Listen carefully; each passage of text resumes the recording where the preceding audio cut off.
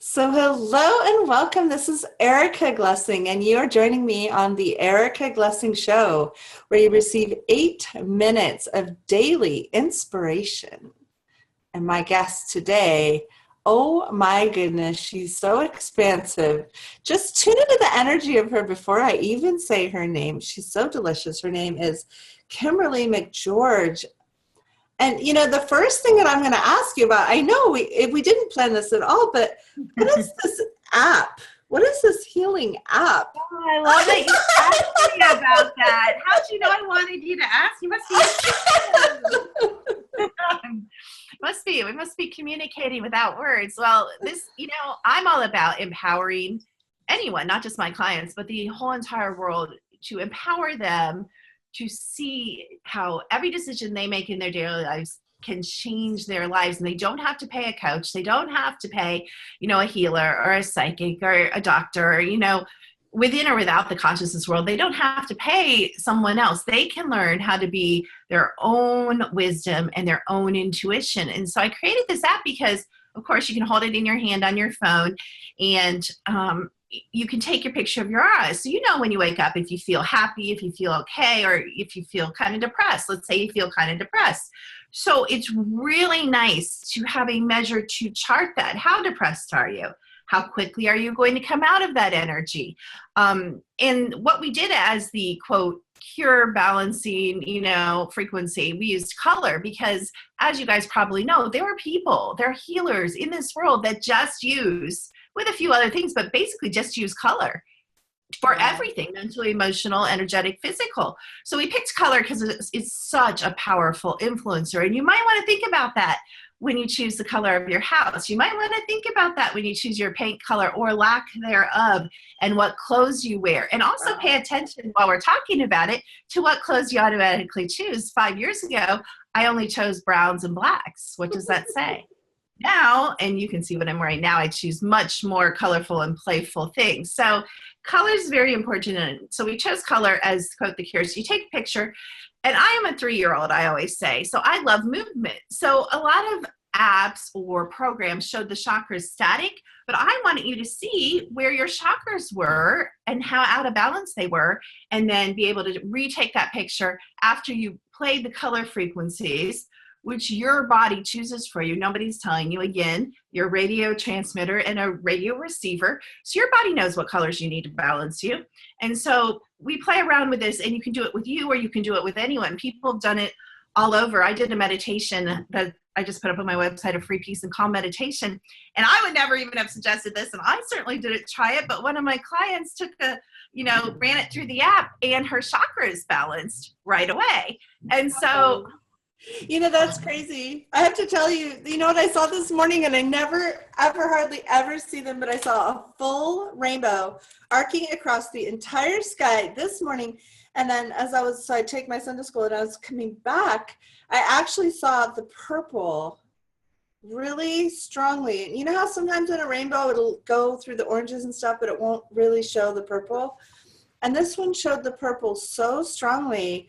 And I really felt the vibration of it. And now that you're talking about color on the podcast interview, it's falling into place that I was actually calling that purple forth as a healing for my own psyche. So how beautiful is that? I love it. Wow. How did you kind of get started as an entrepreneur light worker? Tell me a little bit about your story. I love that. Well, I don't think I had a choice. Everybody's like, free will, massive choice. No, it's a lie. I don't believe it. Some of us don't have a choice. No, I was so gifted with bizarre abilities. I'm so lighthearted. I love it. I was so gifted with bizarre abilities from the time I was tiny that, what else am I going to do? I was just too weird for this world. So I had to create a market for who I was, or, I just never did well working for other people. And I just love Erica. She's a great spirit. But, to be really honest, it was actually, like many of you, it was my own mental, emotional, energetic imbalances, physical problems. So it was finding the balance in alternative medicine, and then just in my gut, knowing that, there's more than just herbs and homeopathic formulas and vitamins. Like there's more to us than substance. And so it was going to the next layer until I hit the bottom of everything in this reality, and possibly in all realities, which is frequency.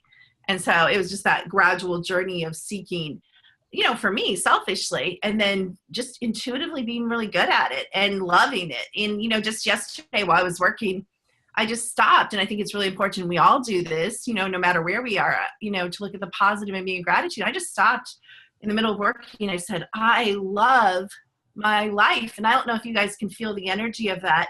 It almost makes me weep, because I really do live in joy when I get up till I go to bed, whether I'm working or whether I'm playing.